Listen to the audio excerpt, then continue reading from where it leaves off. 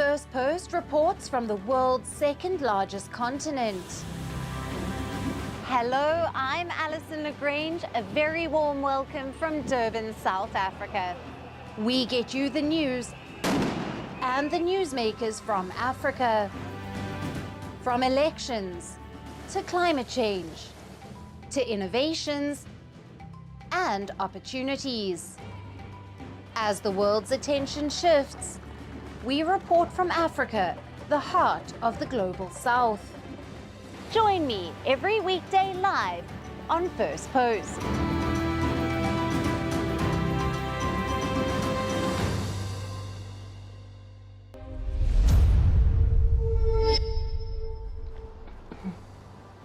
Hello and welcome to Firstpost Africa, where we get you the top stories from the continent and from across the world. I'm Alyson Grange, coming to you live from Durban, South Africa. First, let's take a look at the headlines. Donald Trump is set to make historic return to the White House as he takes oath as the new US president. Several foreign leaders, like Italy's Prime Minister Giorgia Meloni and Argentina's President Javier Milei, to attend. The Quad foreign ministers meet in Washington, D.C. ahead of Donald Trump's inauguration ceremony. The ministers discuss bilateral cooperation and developments regarding the group that includes Australia, India, Japan, and the United States. Israel-Hamas ceasefire enters its second day as Israel releases 90 Palestinian prisoners in exchange for 3 women hostages who were freed yesterday. The next exchange is set for the 25th of January. Thailand seizes more than 1.5 tons of crystal meth in a record seizure of the illegal drug. Authorities say the haul had been sent from Africa and was bound for Europe, the United States, or Australia. And Nigeria joins BRICS as a partner nation, becoming the 9th partner of the international organization and the 2nd African nation after Uganda to do so. South Africa, Egypt, and Ethiopia are the permanent African members of the grouping.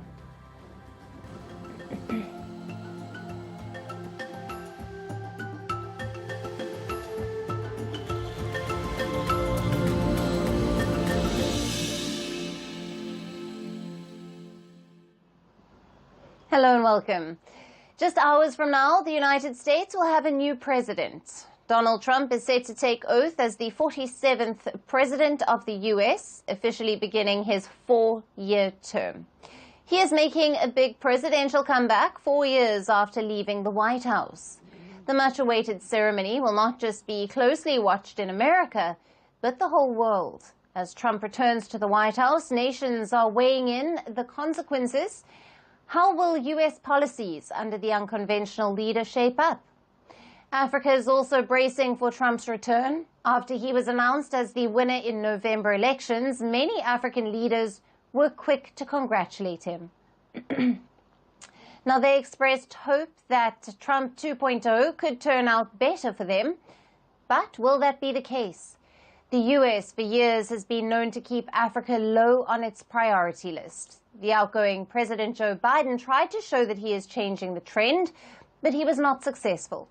Biden made a last-ditch trip to Angola and made some commitments, but his delayed attempts were seen as desperate and not living up to the promise. Trump, on the other hand, is also not a leader known to have any affinity toward Africa. Not many African leaders are known to be close to him in any capacity, while several foreign leaders, for the first time, are invited for a U.S. presidential inauguration ceremony. None of the African leaders are on the list. During his first presidency as well, the U.S. paid hardly any attention to the continent. Let's give you a quick recap of key developments during his first term from 2017 to 2021. Trump never set foot in Africa or held a summit with African leaders. In fact, he is known to have made some derogatory and racist remark towards the African countries. Now, he withdrew American soldiers from Somalia fighting terror group al-Shabaab, a decision that was reversed by the Biden administration. He also escalated the Egypt-Ethiopia tensions as he commented that Egypt should blow up an Ethiopian dam on the Nile River, which has been the center of a dispute between the two African nations. Though it was not all bad, Trump's first term saw the birth of initiatives such as Prosper Africa, which is aimed at boosting US-Africa economic engagement. Then, in a key development, Trump recognized Morocco's sovereignty over the territory of Western Sahara in exchange for its normalization of ties with Israel. Despite all of it, Trump turned out to be a president with the least engagements with Africa. But can the trend continue in his second term? Analysts say the United States can no longer afford to ignore Africa. Africa's role in the world stage is rapidly expanding. It is at the center of a power competition.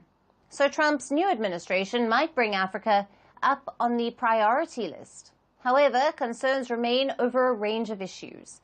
These include trade and investments. Trump, who is a champion of the America First policy, might roll back on investment and trade pacts. Africa could be impacted with his stance on the African Growth and Opportunity Act, or the AGOA. Now, AGOA allows African nations to export to the U.S. without taxes. Trump earlier opposed renewing the scheme after it expires this year. Countries like South Africa, which are the top beneficiary, could be majorly impacted.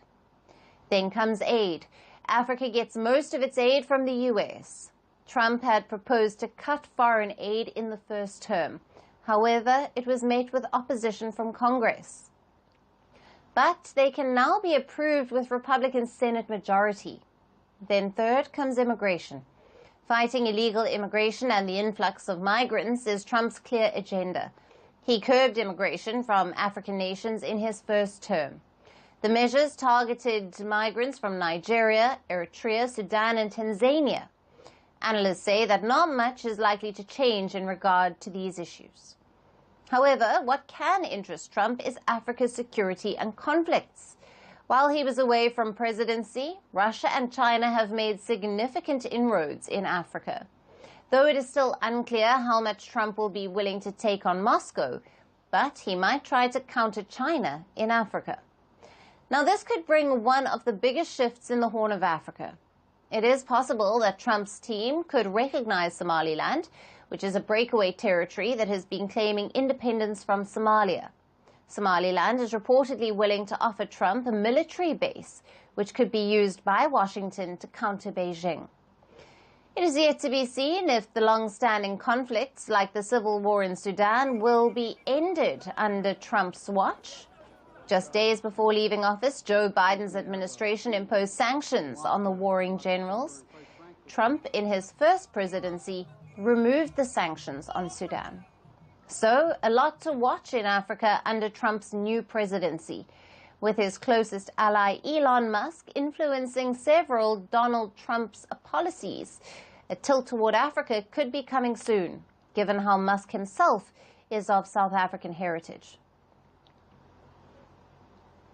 Now, for further analysis on Trump 2.0 and the impact on Africa, we have with us Zemedene Negatu, who is a geopolitical commentator and investor, joining us live from Addis Ababa in Ethiopia. Thank you for being with us. Thank you for having me. Now, under Trump's first presidency, U.S. engagement in Africa was criticized for being inconsistent, particularly regarding security partnerships and counterterrorism efforts. What changes or continuities can we expect in Trump 2.0 when it comes to addressing conflicts and security challenges in regions like the Horn of Africa, the Sahel, and West Africa? Right. As always, it's great to be back on your program. And actually, you did a very good introduction. You covered all the bases. So I want to pick up from where you left. Today, obviously, as you know, in Washington, at midday, there'll be a transition of power from President Biden to President Trump. And with regards to Africa, I think in a few weeks ago when I discussed this with you, I still think in the priority of things in terms of strategic importance for the United States as perceived in Washington, Africa will remain to be at at the low end. China, Russia, Asia, the Middle East, and Europe, of course, will continue to be the hierarchical importance for the United States. But we have a new administration down today, and hopefully, and we like to find the silver lining in all these things, hopefully the president will have a different view than the Joe Biden administration. As you indicated in your intro, the Biden administration was not always consistent about its engagement in Africa. Sometimes they promote economics, sometimes they promote human rights, security, and others. But my sense is, in terms of Trump, whenever they get to Africa, in terms of that priority I mentioned, I would think there'll be a shift, consistent with all the other rethinking he's doing when it comes to the rest of the world. The same thing, there'll be a shift in thinking in Africa. And as you mentioned, people like Elon Musk are the key drivers of policies in Washington. And Musk and the other billionaires, I saw that they're like 6 or 7 billionaires in the Trump administration. So they're all business people. They understand trade, they understand investments. And for example, for Elon Musk, whose company produces the largest number of EVs in the world, he understands the importance of Africa from a business perspective, from a trade perspective. So I'm hoping, setting aside the inconsistencies you mentioned about the Biden administration, Trump will probably be consistent in his views about global trade, global investments, tariffs, and things like that, and think of Africa more and on a selective basis, and I'll discuss that in a minute. On a selective basis, would think of Africa, consider Africa as a source of the vital raw materials that'll be needed to drive EVs, to power our cell phones, a lot of the 21st century technology. So I'm hoping the thinking will be different from aid to trade and investment. And the security will be secondary, or still be important, but selectively is what my view is going to happen come midday today and going forward in the next 4 years. Right. Now, during his first term, Trump's administration introduced the Prosper Africa initiative, but they also reduced foreign aid budgets significantly. How might Trump 2.0 shape U.S. trade and investment policies in Africa? You've touched on that with regards to the minerals. And also, what could this mean for development aid programs and economic partnerships on the continent? Very good point. Very valid point you're raising. Because I think, to be honest with you, the United States has been very generous on the aid side. USAID and other U.S. development agencies have been active in Africa for decades and decades. But if you're a president with a business background and you're looking at returns on investment, and you say, wait a second, we've given hundreds of billions, what has been the result in Africa? Have we made any difference? I'm sure he will conclude that it's been relatively small. Yes, from the humanitarian side, yes, a little bit on the security side, but in terms of the transformational impact of American aid to Africa, my view is, and a lot of people in Washington and a lot of Africans would say, probably actually China has produced more results than the United States. So my thinking is that Trump 2.0, and you mentioned Prosper Africa, it was started under his administration. I'm sure he's one of his signature initiatives. It probably be scaled up. Second, and I think he established, and that is one of the big establishments that he had in the first term, in my opinion, as far as development partnership, is U.S. Development Finance Corporation, a $60 billion institution which replaced the old OPIC. I think USDFC will have a bigger role in actually getting involved in investments that matter in Africa. I think this is also how, as African policymakers, and those of us in the African private sector investing in Africa, should pitch it to Washington is investments and trade, less of the aid. And I think that will resonate very well with Africa. Would it happen? We'll see. We'll see. Right. Thank you very much for being with us on Firstpost Africa and for your valued analysis there.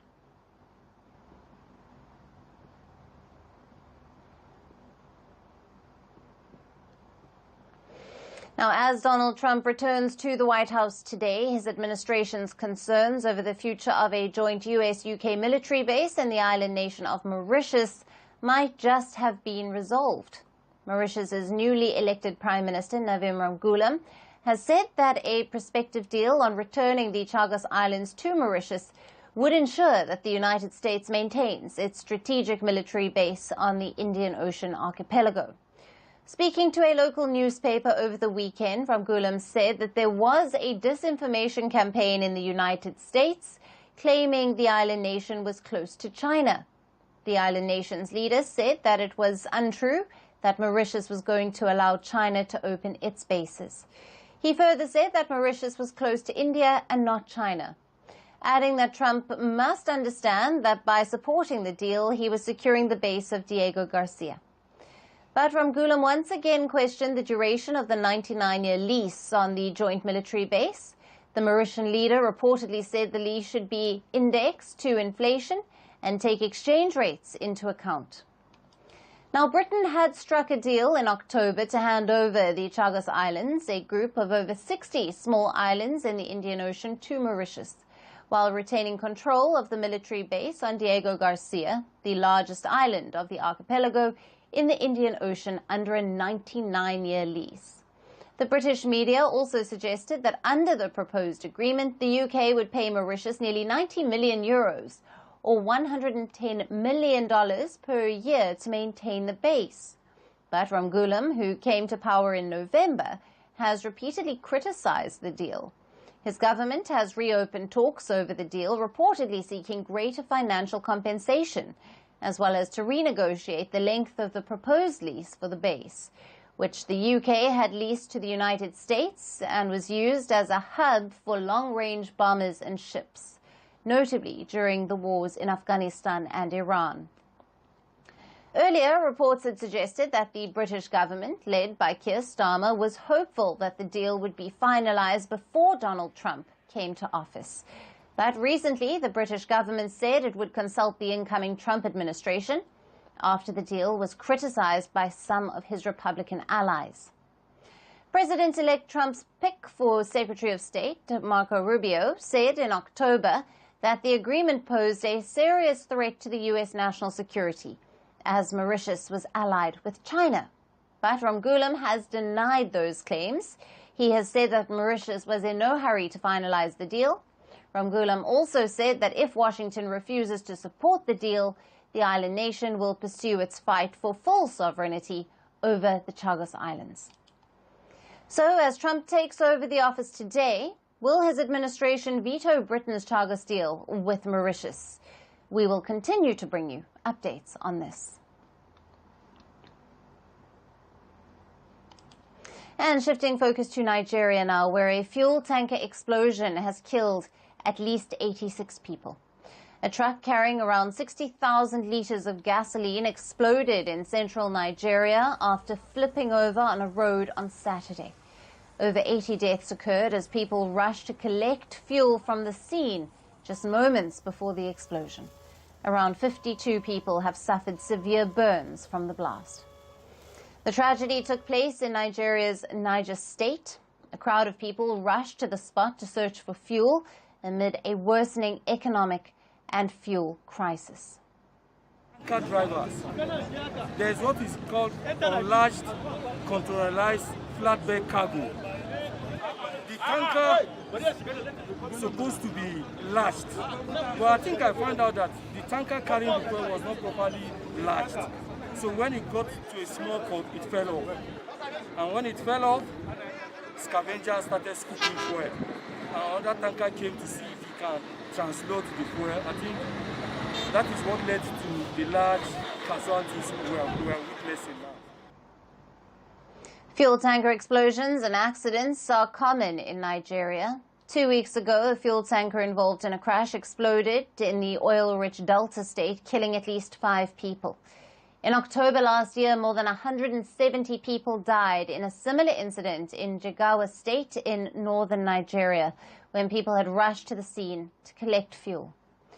The incidents highlight 2 major issues facing Nigeria. First is the rising fuel crisis.